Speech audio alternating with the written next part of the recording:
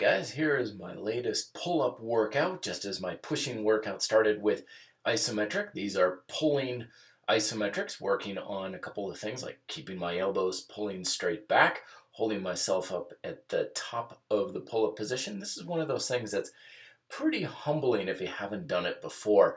We used to challenge each other to do this in a club that I used to belong to, where we'd keep the shoulders touching to the bar or the hands up to the chest if we had an underhanded grip. And even guys who are like, oh yeah, I could do pull-ups for days, would come up and be like trembling after 15 seconds. So I'm holding this for about a minute or so, also trying to keep my back relatively vertical, feet in front of me, not allowing my body to tilt back as much as I can, trying to just hold myself as vertically as possible. Very good for getting the back muscles to turn on, warming up the lats, getting the deltoids to engage. Really helpful for carry over into the main part of the workout, which is right here. So I've got these Commando style pull-ups that I've been doing. The underhanded grip arm is the primary working arm. The overhand grip one is like an assistance arm. And this is definitely something I've been using for a while, but only recently have I been feeling a lot stronger on. You can tell that my legs aren't kicking and swaying out nearly as much as they used to.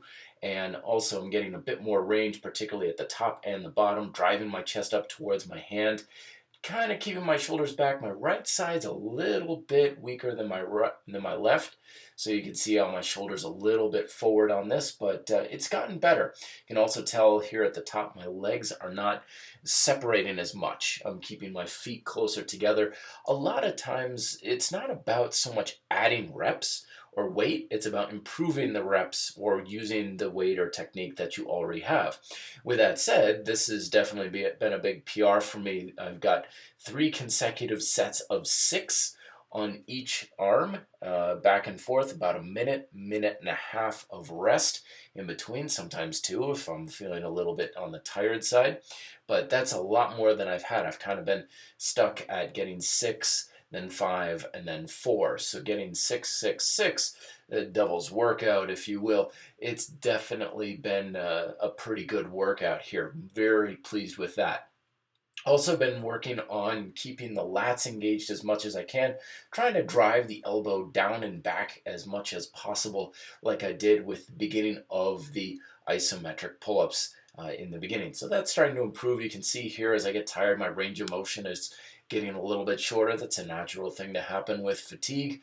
Good grind set there. And then the second half of the workout, I finish off with my rows. What I've actually been doing with my rows is working a little bit more on the bridge aspect of my rows. It's a little bit more keeping the glutes engaged, trying not to let my chest pull up to the rings, but keep my spinal erectors turned on. You can see the form breaks down fairly quickly though. Also trying to drive the elbows in a little bit closer to the sides. A little bit wider with the hands than I would like, but it's better than it was. Also getting the rotation here. It feels good to get the rotation on a suspension trainer or a set of rings. Feels just a little more holistic in the elbows. Bending the knees there gives you a little bit of a drop set action. There we go. Yeah, there, bridge, yeah. So I'm getting a little bit more engagement there with my traps when I arch slightly in the bridge, pulling with the hamstrings, both the top and quote bottom of the hamstrings.